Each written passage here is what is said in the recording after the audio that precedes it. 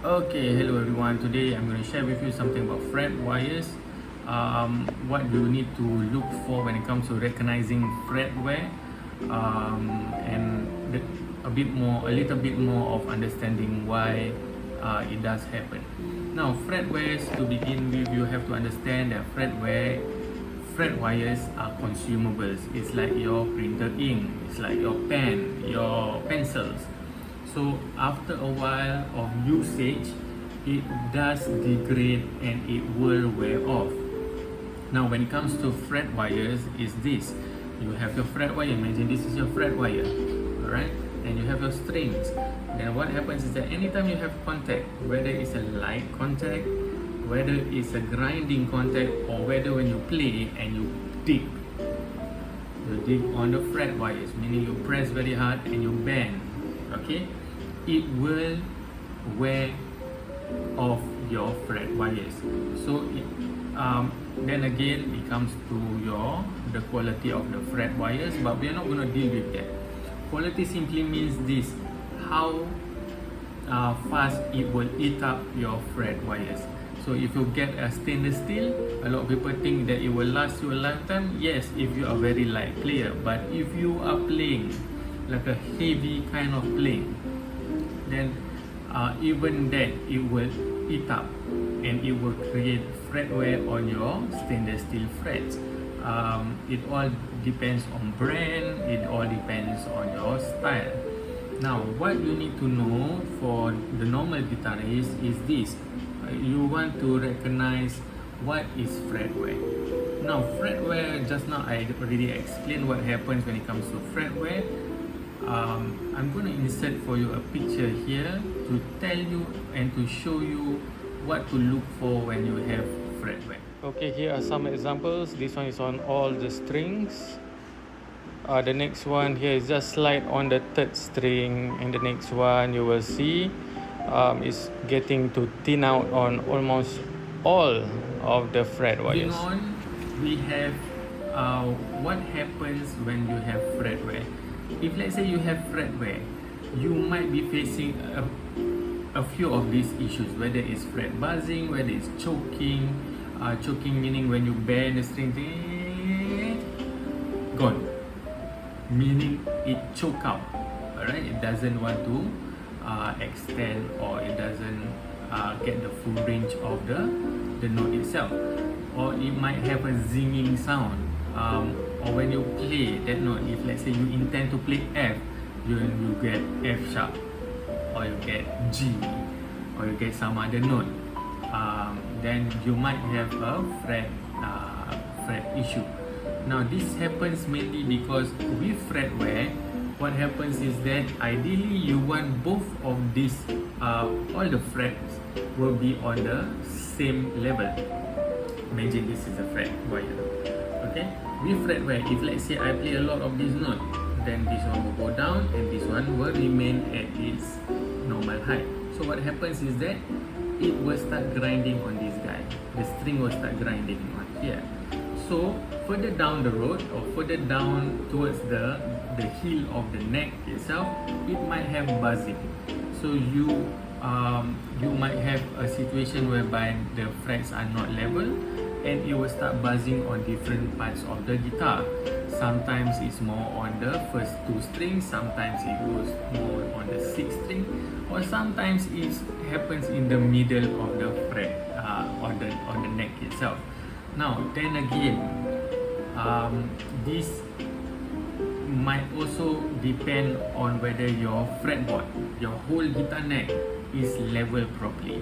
If it's not, it will give a false representation of the height itself when you read the neck. Of course, I don't expect you to know all this, because why?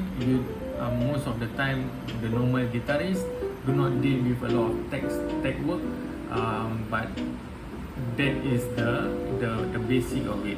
What you want is you want a straight neck, and you want the frets to be ideally level with each other. Alright? That is the layman term lah. Alright? Okay, the other thing is this. Some people, they will ask, intonation. When it comes to intonation, fret wires. Now, when it comes to fret wires, intonation, to my understanding is this.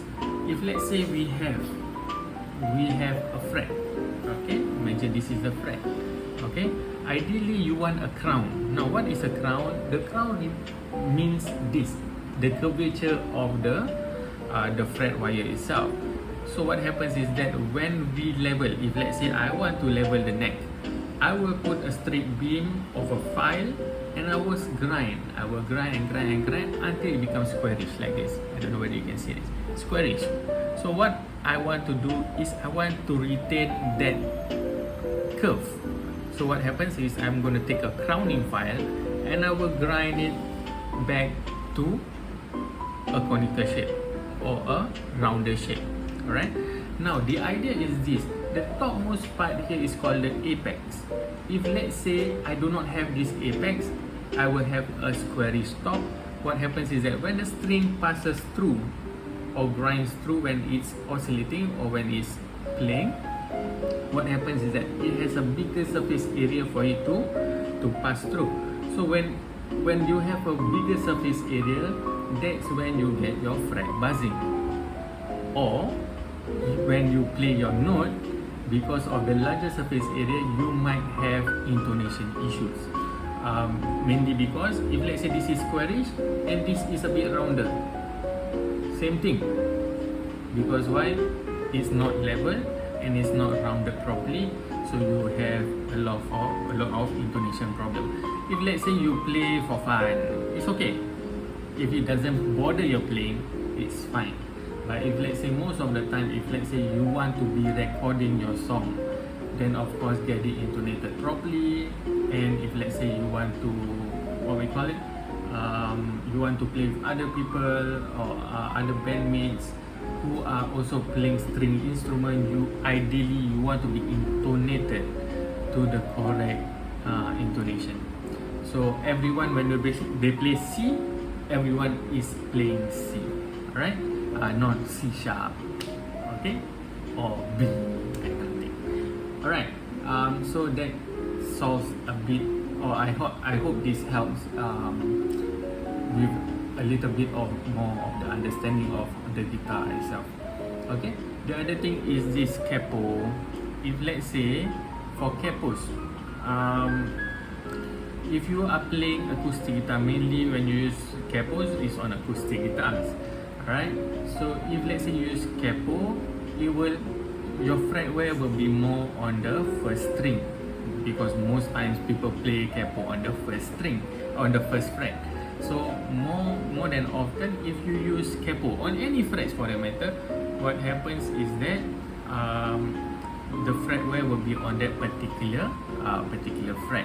So you need to watch out for that. Okay. So because of the heavy tension or the pressure from the capo to the fret wire or to the fretboard, that will cause the frets to wear off a bit more faster. Okay. Now, zero frets. Okay, zero frets also will wear off, because zero frets is basically the same kind of material which is on your fret wires, but slightly taller than your standard ones. Meaning, if let's say the first you have the nut, then you have the zero fret, then you have the fret wires, the normal fret wires. This one will be higher than the other fret wires. So your zero fret will be higher, then of course with wear and tear it will go lower and lower and lower. Eventually it will start to zero out and you get buzzing. Right.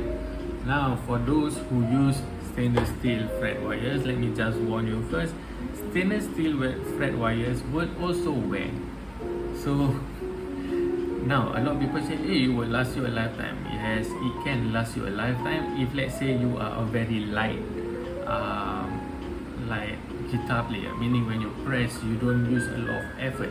If you can see how I press down, some people it's like a tapping action. It's not like I'm going to play it out.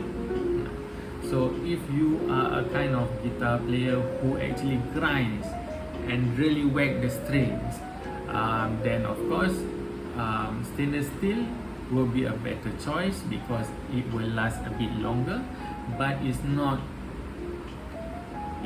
indestructible. It will wear off also. Okay, so don't get cocky.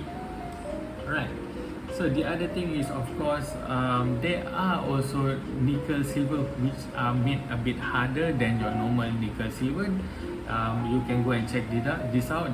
The name is Evo, EVO, Fretwires. You can check it out. The composition for the Fretwires is a bit better to me.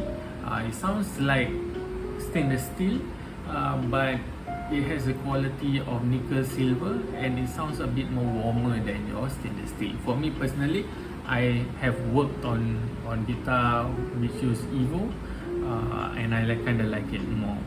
Alright, yeah, so it's like an in-between, so you can check that out if you want that.